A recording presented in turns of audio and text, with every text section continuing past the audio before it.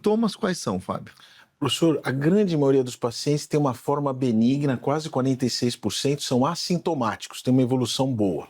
O restante desses pacientes, por volta de 48%, tem sinais e sintomas de insuficiência cardíaca, que são faltas de ar, ortopneia, quando tem falta de ar para deitar, edema, porque uma parte desses pacientes tem uma forma chamada obstrutiva, em que existe uma obstrução do fluxo sanguíneo, que é uma forma que a gente consegue observar pelo sopro.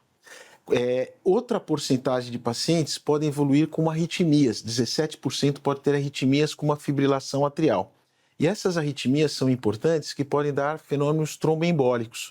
Uma vez o átrio não contraindo, pode formar um coágulo e acabar evoluindo, principalmente com um acidente vascular cerebral.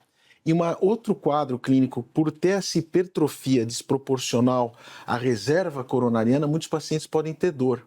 Então, a tríade principal, professor, de sintomas num paciente com cardiopatia hipertrófica são palpitações, insuficiência cardíaca e dor precordial. E o grande medo dessa doença é o risco de morte súbita. É isso que eu ia falar. Quer dizer, uma doença que pode levar sim à morte súbita, né? Pode ocorrer. Na verdade, a morte súbita acontece numa minoria de pacientes, felizmente, né?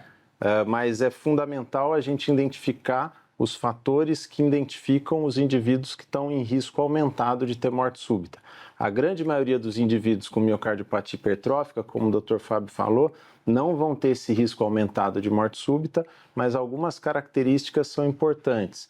Talvez aqueles com a espessura muito grande do músculo, acima de 25, 30 milímetros, aqueles que têm arritmia num exame de Holter, aqueles que tiveram um parente que teve morte súbita, ou que já tiveram desmaio. Então, são indivíduos que estariam aí com um risco aumentado de morte súbita.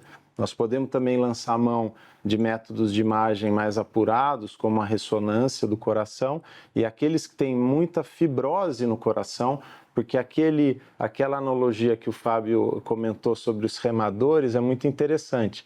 Além de ter muitos remadores, eles estão funcionando de maneira não coordenada. Então, o músculo vai estar desarranjado, com suprimento de sangue provavelmente insuficiente e vai aparecer fibrose. E essa fibrose pode ser também o trigger para arritmias, né? Que daí aumentaria o risco de morte súbita.